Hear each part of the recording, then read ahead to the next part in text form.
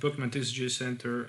In this video, we'll be looking at deck that win World Championship this year in Master Division, played by the German player Philipp Schulz. So he played Zoroark-GX featuring Garbodor and also side attacker as tech Kartana-GX, mainly for that powerful GX attack that can allow him to just, grab an extra prize in case if he's down to one prize and he don't have answer to the question how to take the last prize card, and if he didn't use, for example, that GX, he can always win the game or stall the game by just using Blade GX and take that prize card, which is amazing.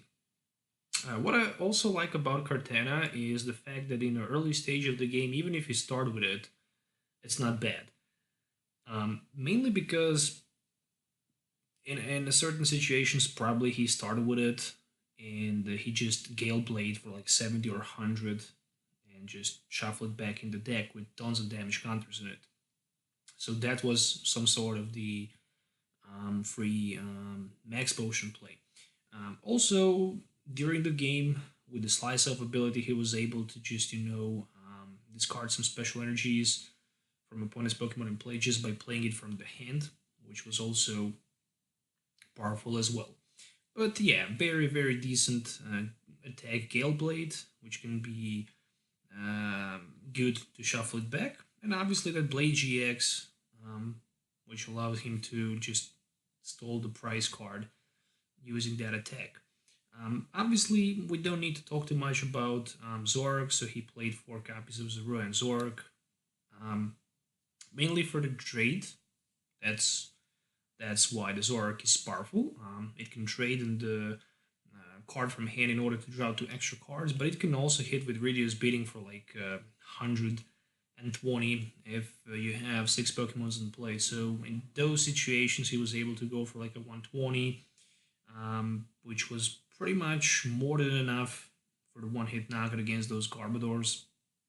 We saw a lot of Garbodor and Puzzle decks, but we also saw a couple other interesting decks like Malamar builds and stuff like that. So with reduced bidding and 6 Pokemon in play, he was always able to go for the one-hit knockout against those 120 less HP Pokemons, which was also very powerful. But with trade, he was always able to grab some extra cards. 3 copies of Trubbish featuring Acid Spray was also very powerful tool in this deck, mainly against those Puzzle decks, especially Puzzle GX variants of the deck. Acid Spray, Energy, Choice Band, you can hit for like 80 because of the weakness. Very, very powerful in my opinion. Obviously for that you need Unit Energy, which feature Psychic, Metal, and Lighting type, but it's not the big problem with Zoroark to find those cards. Also, with the 2 Trash Lunch Garbodor, he had a lot of opportunities to one-hit knockout, especially in the late game for the 1 prize exchange with the one-hit attacker. The biggest problem was obviously 120 HP. And there was also 1 Garbotoxin Garbodor. In some certain situations, he was probably also able to lock those abilities from opponent Pokemon in play. For example, very strong against Greninja decks, against Greninja Break decks, against Greninja GX decks, against Malamar versions of the decks, but also in the mirror match as well. And yeah, last but not least, 3 copies of Tapu Lele-GX for the Wonder Tag and Energy Drive. Also can be used with the Tapu Cure as well, so not sure if he attempted to use that in the tournament, but who knows. But overall, 18 Pokemons in total in this build. So a lot of Zoroark version of decks contains 2 Enhanced Hammers, but since this also contained 1 Kartana-GX attack, there's, in my opinion, no reason. It was very good built and balanced with just 1 additional Enhanced Hammer, which can provide him extra disruption. But usually with the 4 copies of Puzzle of Times, you can just grab whatever you need. And for the Zoroark, the most important thing is to have that, trade going on. And if you play that Trash Lunch Garbodor, you also need those Field Blowers. So as many item cards your opponent can play from his or her hand, for example, tool cards, that many times you can play Field Blower and increase the damage for 20 with your Trash Range Garbodor. So that was very good to have, in my opinion, those Field Blowers. So he had 3 Field Blowers on his deck list, as well as 3 copies of Evosoda, which was very good card. One of the best cards for the Zoroark deck, in my opinion. Evosoda. If you have Zorua on your bench, you can search Zoroark for free and just put it on the Zorua and have that trade going on. Also can be used for that Trubbish Garbodor evolution as well. As we all can see right here, there was no sign of the Ultra Ball, so he just decided to go straight away with 4 copies of Mystery Treasure. In my opinion, that was a very good decision. With Ultra Ball, you need to discard 2 cards. With Mystery Treasure, only 1. Sometimes discarding 2 cards might not be very smart and good, in my opinion, just because you really depend on all of your cards. And with Zoroark, you can easily lose many cards and you can easily quickly deck out if you just don't count anything. You need to keep your eyes on your resources, and that's the most important thing, because in this build he didn't play that Oranguru, which was able to recover some other item cards. So yeah, I mean, it's much better than Ultra Ball. Obviously with the Brigette you can set up your Zoruas, and with Mystery Treasure you can just grab yourself that Brigette with Tapu Lele to set obviously those Trubbish and Zoruas if you need them. 4 copies of Puzzle of Time, it's a core, it's a staple, and Zoroark Skeleton, we don't need to explain too much. Puzzle of Time, he also played only one Rescue Stretcher.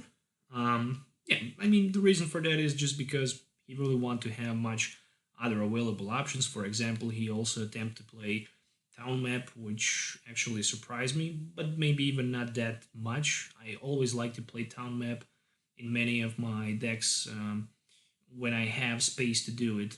I mean, at least I used Town Map every time I played Greninja Break deck, just because it's a very nice card, and it can simply help you to see where something is hidden in those prize cards, and you can just grab a very crucial card in a specific moment, which can just bring you a victory.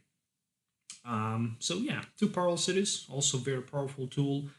I mean, Stadium Tech in Zoroark deck, it can just, disrupt your opponent, or you can even just decide to choose your damaged Pokemon from play and remove them.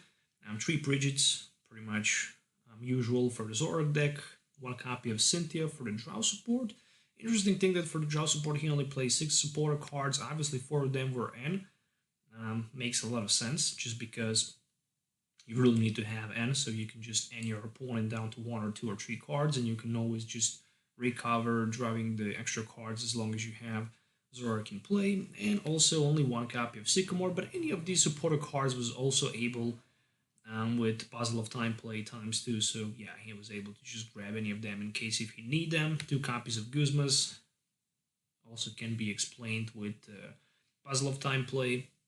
5 tool cards also on this build, 2 Choice Bands for extra damage, and 3 Float Stone for the treat, and also for that Garbatoxin, so he can just shut down abilities. And he also played 7 energies, which 4 of them was those double course energies, and obviously 3 unit energies. So with the unit energy, he was also able to provide a Psychic or Metal energy for that Blade GX, or maybe even in some cases Tapu Lele GX, if he find himself in a position that he need to play that. And overall, very, very interesting deck list. I really like it, and yeah, thumbs up for the deck list. Congratulations, also him for the World Championship. And yeah, make sure to stay tuned for more upcoming videos. I'm also looking forward to upload other deck lists from the World Championship, from the Master Division. So yeah, thanks everyone for watching. We'll see you next time. I'm not going to play the gameplay with this deck, unfortunately. Rotation is going on at this moment, so this deck is currently rated as expanded format, and also Puzzle of Time has been banned. It cannot be used. You cannot use it in expanded format, so I can't even try to record video with the gameplay. So yeah, it's just going to be, deck review for itself. Thanks for watching. We'll see you next time. So till then, have a nice day, and goodbye.